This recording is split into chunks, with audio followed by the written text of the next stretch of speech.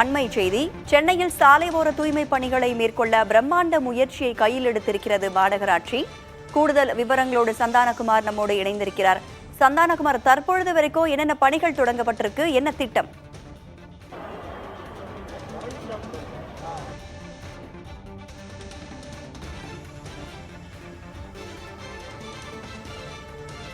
பார்க்கப்பட்டு வருகிறது. குறிப்பாக இந்த பேருந்து சாலைகளை பொறுத்த வரைக்கும் 518 கிலோமீட்டர் தொலைவிலும், அதே போன்று உட்புற சாலைகள் 5221 கிலோமீட்டருக்கு சென்னை மாநகராட்சியின் கீழே இருக்கிறது.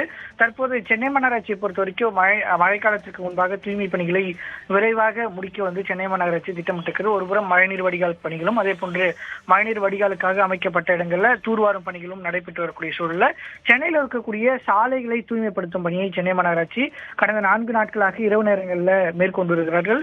இது குறித்து சென்னை மாநகராட்சியினுடைய ஆணையர் குமரகுருபரன் தெரிவிக்கல.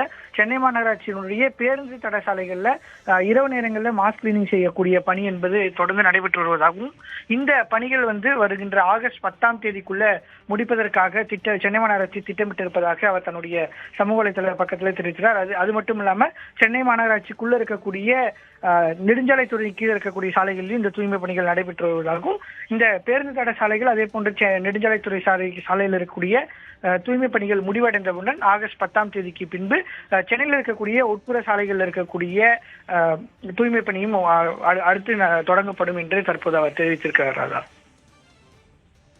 சென்னையில் சாலை ஓர தூய்மை பணிகளை மேற்கொள்ள பிரம்மாண்ட முயற்சியை கையில் எடுத்திருக்கிறது மாநகராட்சி. பேருந்துகள் செல்லும் 418 கிலோமீட்டர் தொலைவுக்கு சாலைகளில் தூய்மை பணிகளை மேற்கொள்ள உள்ளது. ஆகஸ்ட் 10ஆம் தேதி வரை தூய்மை பணிகள் நடைபெறும் என மாநகராட்சி ஆணையர் குமரகுருபரன் தகவல் தெரிவித்திருக்கிறார்.